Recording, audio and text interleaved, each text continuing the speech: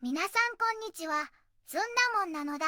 今日も日本のニュースをわかりやすく3本まとめてお届けするのだ。その前に豆知識なのだ。中国の司書、旧唐書には、倭の国、改めて日本国となす、と記されていて、もともと対外的には、和と呼ばれていた国語を、日本に改めたとされているのだ。名前一つにも、外交と歴史が詰まってるのだ。それじゃあ本編なのだ。一押しは3つ目。レアアース会合を開催。中国と日本の緊張がくすぶる中、なのだ。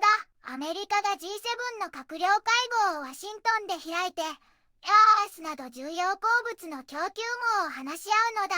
中国が強い市場への依存を減らして、代替の供給源を確保し、サプライチェーンの安全保障を強化する狙いなのだ。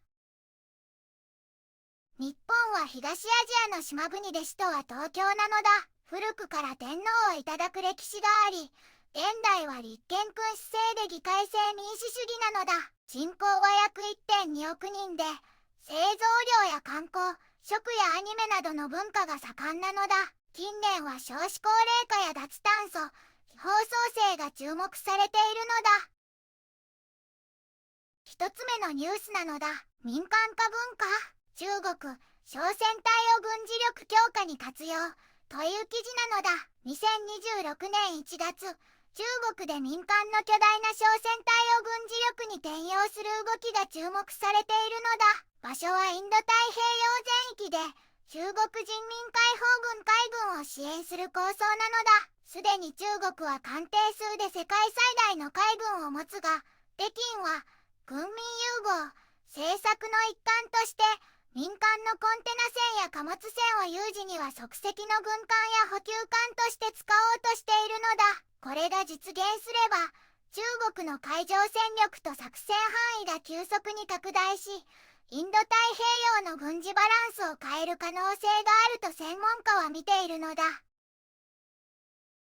2つ目のニュースなのだ。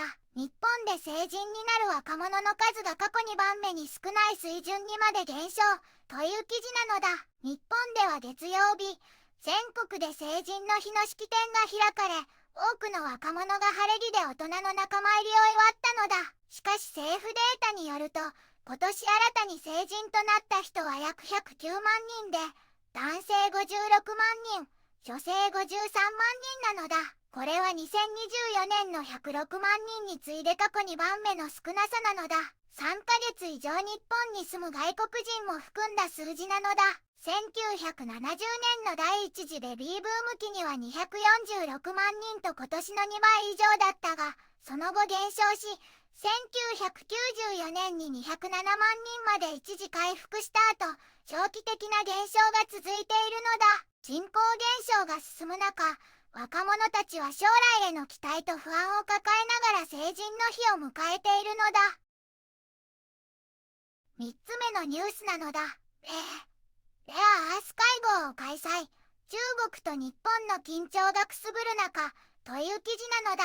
アメリカ政府が今週、ワシントンで G7 各国の閣僚会合を開き、レアアースなど重要鉱物の供給網について話し合うのだ。カナダのフランソは、フィリップ・シャンパーニュ財務相が日曜と月曜に参加し、議長は米財務長官スコット・ベッセントなのだ。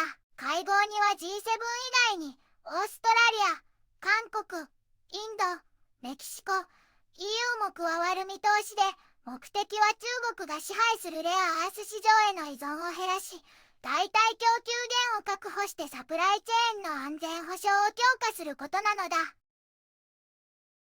ずんだもん、軍事拡大や資源争奪、人口減は心配なのだ。対話と連携で安全と未来を守り、若者を支えたいなのだ。